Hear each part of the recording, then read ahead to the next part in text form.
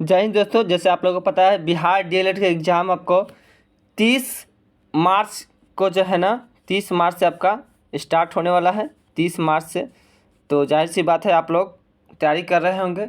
इससे पहले हम जो है ना एसएसटी का जो है ना क्वेश्चन डाले हुए थे, जो प्रीवियस ईयर का था, पिछला साल पूछा गया था। आज जो है ना हम साइंस का क्वेश्चन बताने वाले हैं कि किस टाइप का साइंस पूछा गया था आपको।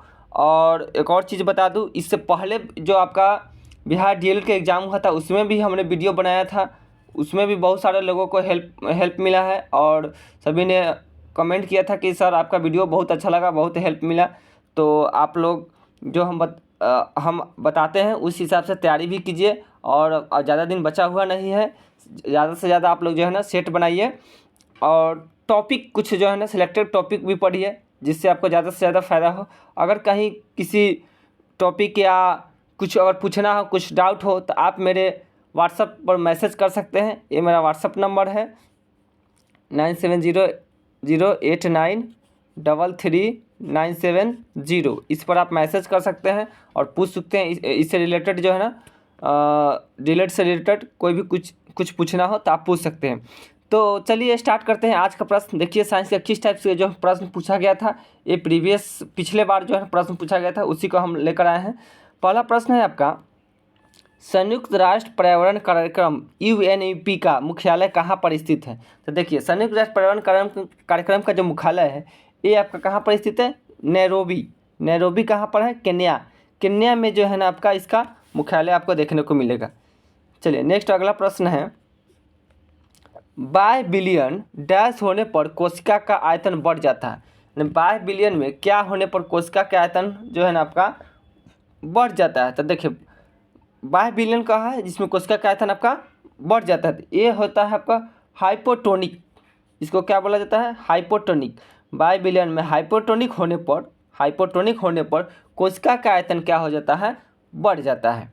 नेक्स्ट अगला प्रश्न है आपका, एमटीपी का विस्तार क्या है, यानी फुल फॉर्म पूछा है का। एमटीपी का फुल फॉर्म क्या है, तो देखिए एमटीपी का फुल फॉर्म है medical termination of pregnancy. Medical termination of pregnancy. देखिए ऑप्शन नंबर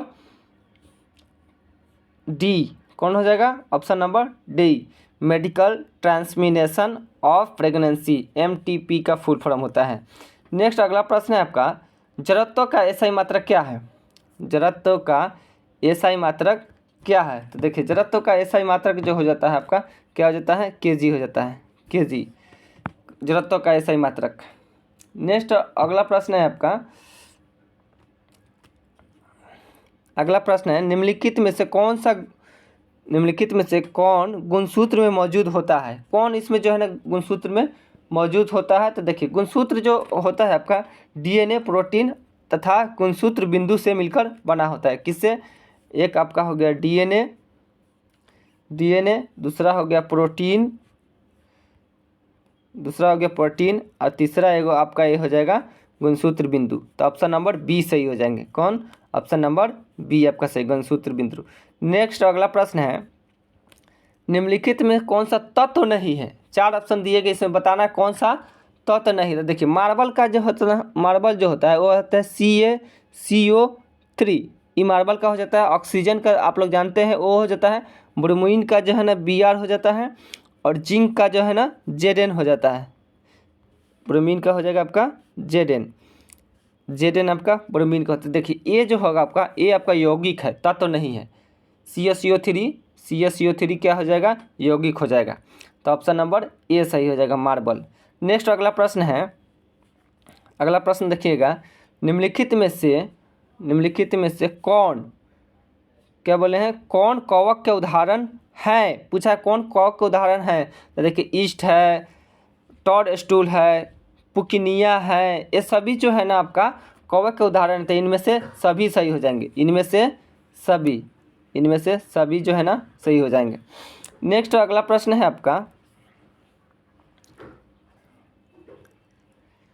देखिए अगला प्रश्न है, मेंडेलीव की आवर्त सारणी में बाद में खोजे जाने वाले तत्वों के लिए अंतराल छोड़े गए थे।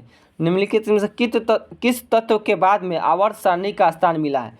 किस में जो है ना आवर्त सारणी में जो है ना बाद में स्थान मिला है? तो ये जो बाद में स्थान मिला था वो था जर्मेनियम। कौन था? जर्मेनियम। जर्मेनियम का आवर्त सारणी में बाद में स्थान मिला है। नेक्स्ट अगला प्रश्न आप लोग देखिएगा। देखिए अगला प्रश्न है, अम्ल क्षार के साथ प्रतिक्रिया कर क्या देता है?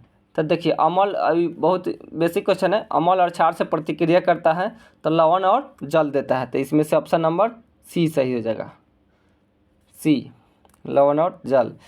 अगला प्रश्न है आपका, वाल्मीकि नगर जीव अभयारण्य बिहार के किस जिला में स्थित है? वाल्मीकि नगर जीव अभयारण्य।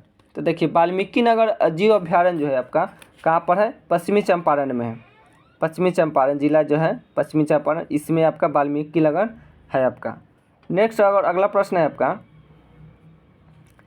इनमें से कौन धातु है? धातु पूछा है, इनमें से कौन धातु है? तो देखिए ओ से ये ऑक्सीजन हो गया, ये तो आपका ऑक्सीजन हो गया, ओ से ऑक्सीजन हो गया। तो ये धातु पूछा है तो ये तो अधातु हो गया, ये आपका अधातु हो जाएगा। ऑक्सीजन जो होगा वो आपका अधातु हो जाता है, ठीक है। एस से होता है सल्फर, ये भी अधातु होता है, सल्फर भी अधातु है। उसके बाद बात कर ले Na, सोडियम, ये आपका धातु है। सोडियम जो है ना आपका क्या है? धातु है। जबकि एन से बोले नाइट्रोजन, तो ये भी अधातु है, ये भी अधातु है। जबकि सोडियम जो होगा ये आपका धातु हो जाएगा, ऑप्शन नंबर बी। नेक्स्ट अगला प्रश्न है, अगला प्रश्न देखिएगा,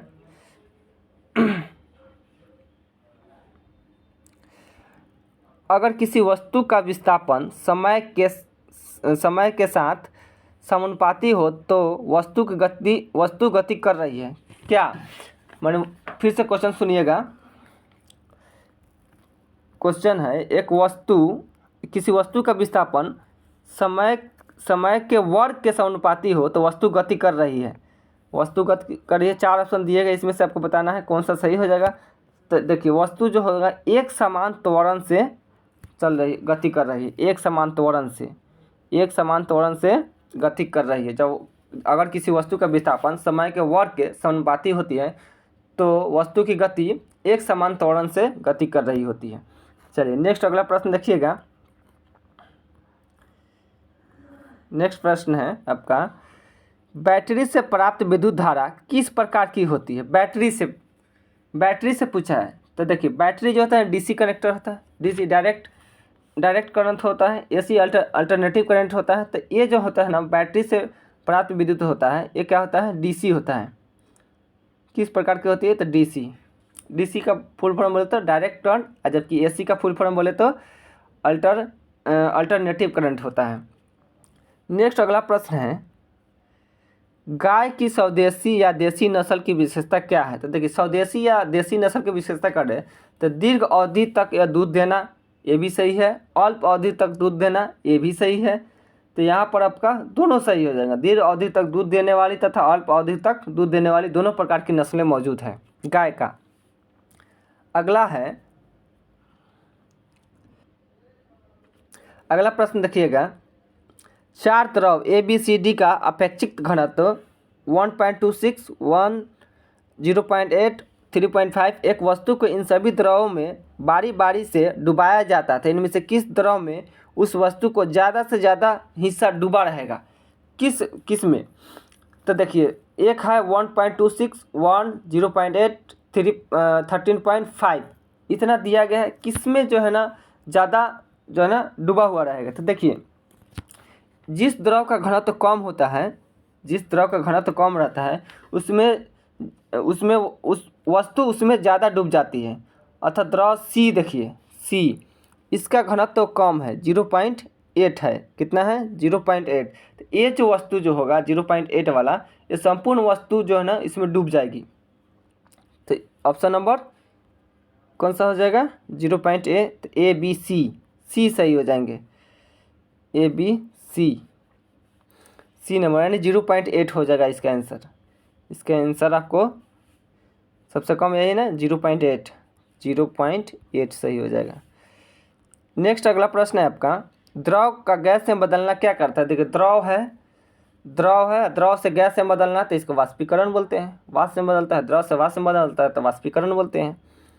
नेक्स्ट अगला प्रश्न है, एमनियोटा यानी एमनिया समूह में शामिल है कौन सा? तो देखिए एमनियोटा जो होता है इसमें आपका तीनों आ जाते हैं, सरीसृप भी आते हैं, सरीसृप भी आ जाते हैं, पक्षी भी आ जाते हैं और स्तनधारी भी आ जाते हैं, तीनों आ जाते हैं। तो एमनियोटा में हो जाएगा तीनों, सरीसृप, पक्षी और स्तनधारी। नेक्स्ट अगला है, बिजली घंटी विद्युत धारा के किस प्रभाव पर कार्य करती है? बिजली के जो घंटी है विद्युत धारा के किस प्रभाव पर काम करती है? प्रभाव पूछा है, किस प्रभाव पर? ये चुंबकीय प्रभाव पर काम करती हैं। किस पर? चुंबकीय प्रभाव। ऑप्शन नंबर बी, चुंबकीय प्रभाव पर काम करती है। नेक्स्ट अगला प्रश्न है, समतल दर्पण द्वारा बना प्रतिबिंब सदा होता है कैसा?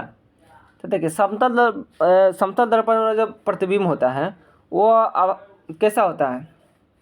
4 ऑप्शन दिए गए, इसमें से बताना है समतल दर्पण द्वारा बना प्रतिबिंब कैसा होता है। तो ये होता है आभासीय लेटरली उल्टा होता है। ऑप्शन नंबर ए, आभासीय लेटरली उल्टा होता है। तो इस प्रकार जो है ना साइंस का जितने प्रश्न थे हमने डिस्कस करा दिया है। आपको वीडियो कैसा लगा आप बताइएगा। एक प्रश्न पूछा गया है वही प्रश्न हम आपको बता रहे हैं। देखिए किस टाइप से प्रश्न पूछा गया, मेनली मैट्रिक लेवल का जो है ना प्रश्न जो है ना आपका पूछा गया है। तो आप मैट्रिक लेवल के स्तर का ही पढ़ के जाइएगा। मैथ भी सेम उसी का मैट्रिक लेवल के ही आएगा आपको।